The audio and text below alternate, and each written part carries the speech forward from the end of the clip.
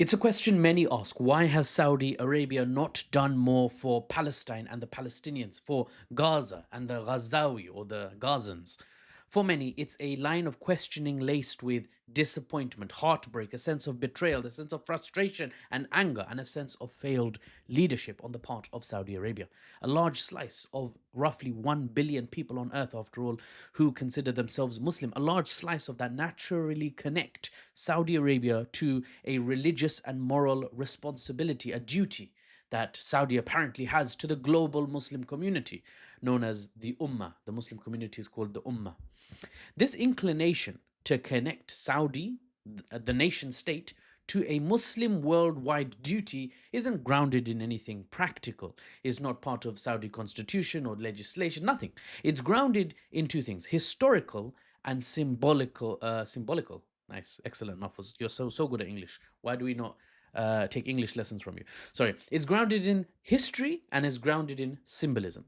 Saudi Arabia is the land where Islam was founded, essentially, right, in its current iteration. We don't want to get into the technicalities, but that's where Islam was born, let's say, to simplify. And the Saudi state plays host to the two holiest sites in Islam and the cities that they are located in, Mecca and Medina, jointly known often as the Haramain. Today, I want to get analytical. I want to get analytical. Sorry, I wanted another word that rhymes with analytical. I failed. Oh well. Okay. Today I want to get analytical. I want to get geopolitical. There you go, Muffles, man. Come on, you have to be faster. You've made 1,000 videos. You're still flopping the one takes. I want to get geopolitical. Not so I can take a side, by the way, on whether or not Saudi is good, whether they do enough, or whether they do anything for the Palestinians, whether they, I don't want to take a side. It's to help people on both sides, on no sides, because not many people are informed, right? Outside the kingdom, especially the kingdom of Saudi Arabia. I want people to understand why things are the way they are. This is going to be a long series, but we want to start with the opening salvo, a first video, setting the stage. According to publicly available information, and of course my own sincere researched, I hope well-researched analysis and assessment, I'll give you my take, right? That part, obviously, the latter part, the analysis, the assessment, is of course my own view. I respect if you disagree with it, but hear me out if you value my opinions. As it's your right to disagree. But let's get stuck in. First, 3 things Saudi does currently do for Palestine or the Palestinian people. First, they provide at a state level tens of millions, at least tens of millions, in public financial support, materials, equipment, salary payments, and administrative costs covered by the Saudi state for, to some extent, Gaza, and largely, as far as I can understand, the West Bank, the Palestinian Authority that operates there. For better or worse, in collaboration with the Israeli administration, the PA, the Palestinian Authority work, but the Saudis are footing a bunch of the bills, basically, is what I'm saying. Second, the Saudi government provides some political pressure on Israel and America by extension. Most recently, for example, during the 2-year crisis in Gaza, I don't call it another word, by the way, because I don't want the reach of my videos to just be hampered for the sake of it, or just for the sake of a couple of words, right? So I'm trying to keep it undamaged in terms of reach. Most recently, after the 2-year crisis in Gaza, the Saudi position has been publicly stated that we will not normalize relations with Israel. We won't treat Israel as a normal country that's integrated, and we expect a sort of long-term relationship with it as a member of the Middle East community of nations. We will not normalize with Israel until a Palestinian state is established. Whatever that statement is worth, whatever the actions reveal on the ground, that's at least something. I'm telling you something, what Saudi currently does, right? Political maneuverings like this do put, at least superficially, some pressure on the Israeli state, though nowhere near the kind of pressure the Saudi state is capable of putting on them if they wanted to, but we'll get to that later. The third thing Saudi does, so we talked about state support, especially for the West Bank. We've talked about political pressure, saying we will not normalize, which you really, really want us to.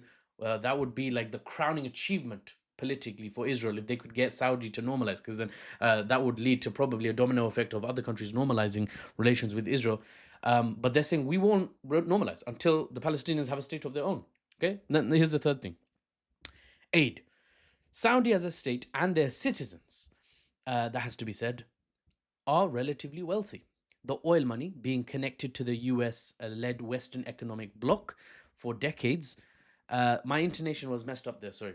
The oil money, number one, being connected to the West, number two, and diversification recently, especially 2015 onwards, as part of Vision 2030, diversification away from oil into tourism and digital services, altogether mean Saudi is a rich country. It's undeniable. And the overwhelming majority of their citizenry care deeply about the Palestinian civilians, the Palestinian people. So, state donations and, arguably more importantly, private citizen donations in monetary terms is very significant. In size, it's huge from the Saudi state to the Palestinian people. That's what Saudi does offer. Those three things, right? State support, donations, and in the middle, what did I mention? I already forgot. Political pressure of a certain amount. Now, here's what they don't do for the Palestinian people, or what they could do. Saudi Arabia is an economic giant in the region. That's their economy is roughly the combined GDP of Israel, Iran, and Egypt combined. And Israel, Iran, and Egypt are three of the other regional powers in the Middle East. There's only five, really, by my assessment, maybe six, you could say. I've just mentioned three of them, and I'm saying Saudi Arabia's got roughly the combined economy of all three of those. Crazy. Um, with that kind of economic might, the Saudi and with the Saudis' relationship to the Western powers, America chief among them, of course, with the Saudi oil lever they can use as a political economic lever, the Saudi state has a lot that it could do to pressure Israel. Some analysts suggest Saudi Arabia, if it wanted to, today, could phone up Trump, right? Acting head of Saudi Arabia currently is Crown Prince Mohammed bin Salman. He's not the king, he's the prince, but he's basically running the country now. The king is taking a bit of a backseat. He's chilling. He's in, let's say, retirement, okay? So, Crown Prince Mohammed bin Salman could phone up Trump and say, Habibi, this is, you know how economically capable Saudi Arabia is.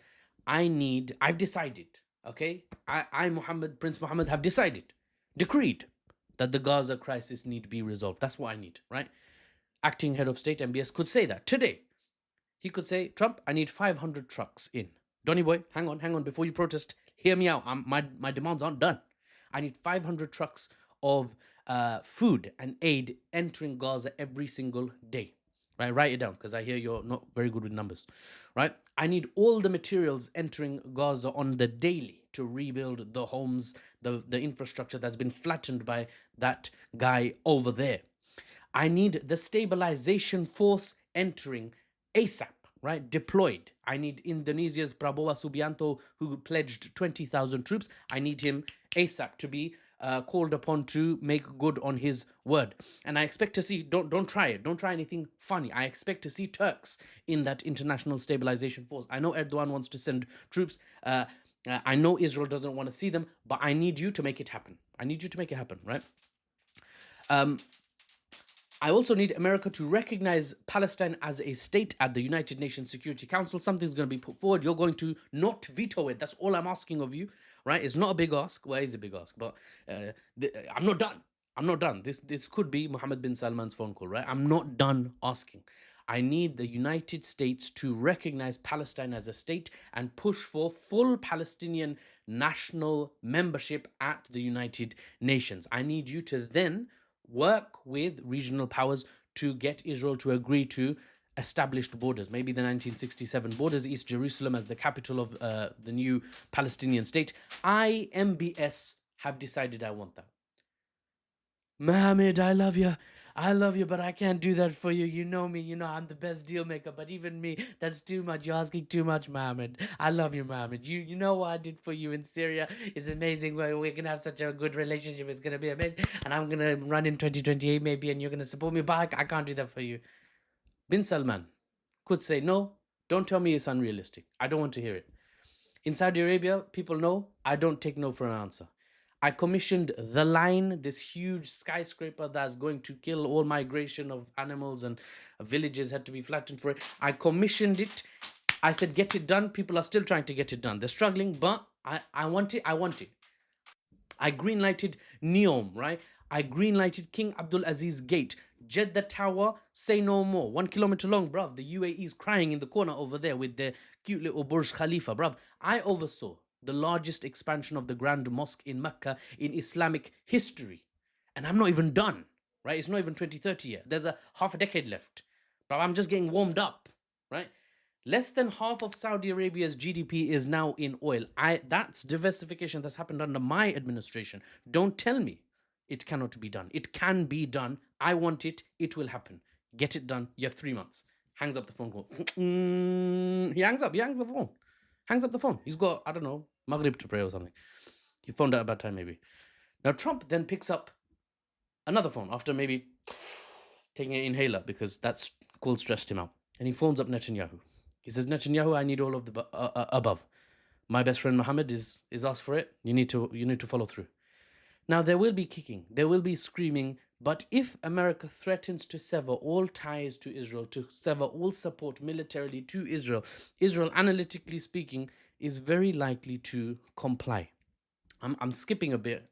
You can really easily punch holes in my argument, and I'll address that at the end. But hear me out. Just follow through in this hypothetical. And this is TikTok, right? This is not my 2-hour lecture on this, which I absolutely could and plan to give, but I'm truncating. So there might look like there's holes in my argument, but I can explain everything, probably at a later date. But follow the hypothetical with me, right? Israel, analytically speaking, is very likely to comply with American demands if America demands it forcefully enough. And America could demand it forcefully enough if Saudi Arabia did demand from their side forcefully enough the conditions that I have just mentioned in this hypothetical MBS Donald Trump phone call.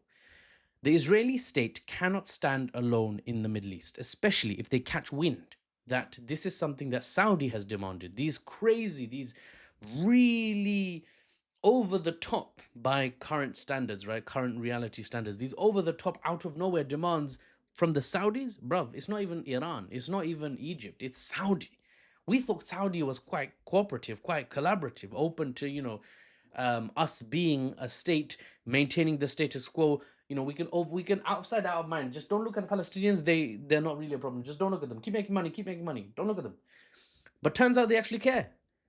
Now, if that's the case, Saudi has asked for it and America has threatened to sever all support from us, the Israeli state. Our hands are tied and we will have to comply to some extent. We'll go kicking and screaming, but we will go. Now, that's a shortened, simplified scenario. I need as I said, about 2, maybe 3 hours to explain fully, and a detailed script and bullet points to explain fully how this could pan out. So if you must, then poke holes in my argument, but just remember, this is probably like a 15-minute video on TikTok, which is already super long. And in it, I can't include everything. I can't give explanations for everything. I can't mention all the dynamics at play. But I remind you that there is more to be said here, and I will get to it over the coming days and weeks. But I wanted to give this as a sort of launch pad, right? In short, what I'm trying to say, in summary, what I was trying to say is Saudi possesses, by my analytical assessment, the economic ability to get Palestine some big wins. The biggest wins since the inception of the Israeli state, which caused all this tension in the region between the natives and the new foreigners who are setting up camp. The Saudi citizenry, if such a hypothetical was delivered into reality, the Saudi citizenry would go ballistic positively. They would go through, at a whole nation level, a positive shift in its entirety if the Saudi administration pursued anything like what I just described. And by whole citizenry positive shift, I mean everyone shifts towards more favorable towards the administration, more favorable towards the head of state. Those who love their king and their prince would love them more, get fanatically loyal even, right? Those who love MBS a bit would love him a lot overnight. Those who disliked him would waver, thinking, damn, I can't really be hating on the man who just got Palestine established as a state. He took his $1.2 trillion dollar GDP nation, he risked it all to ensure Palestine and its people were liberated. No doubt he lost some reals in that. No doubt he lost some growth potential because rocking the boat has that sort of financial instability, economic uncertainty component. But he took that risk, right? He got into a high stakes blinking game, right? Staring contest, and the US and Israel blinked first. He went King Faisal on them, bruv. I can't hate him anymore. I can't hate him. I can't be a dissident anymore. Right? How can we continue opposing him? And that hypothetical, that citizen shift is just within internal. That's internal. That's just within the 30 million strong Saudi population. In the eyes of the world, the Muslim world especially, such a gambit by Saudi Arabia, such demands by Saudi Arabia on pain, by threat of using their huge economy as an economic weapon to get what they want. That type of gambit, successful or not, would be seen as Saudi taking up a mantle, taking up its position on the currently empty throne of Muslim worldwide authority. They would cement themselves overnight as the spiritual head of the Ummah in many ways, the Muslim community. And Saudi has that legitimacy to occupy that throne in a way that no other nation state currently has the legitimacy to do. Simply by way of being the birthplace of Islam, by being the birthplace of the beloved Prophet Muhammad, peace be upon him, and by being currently the nation state that is the custodians of the two holy mosques. It's all within reach for Saudi Arabia. They could do all of this today if they wanted. Maybe not today, it's a Sunday, but tomorrow if they wanted. So why does Saudi not reach out eagerly with both hands and grasp this opportunity to make absolute history, cement itself, its position? The current head of state, acting head of state, Prince Mohammed bin Salman, why doesn't he take that opportunity? It's right there. It's like gold, just sitting on a velvet cushion waiting for you to grab it. Why is he not taking it? I'll discuss all of that in my next video. Sorry to keep you on that cliffhanger, but it's getting ridiculous. It's 17 minutes now. So, for the unbiased news and analysis without the Western spin, ladies and gentlemen, my name is Mahfouz or NewsBaba, and I'll see you on the next one. Thanks for damn it, right at the end I flopped it. Thank you for all your support. Let's understand the world better together.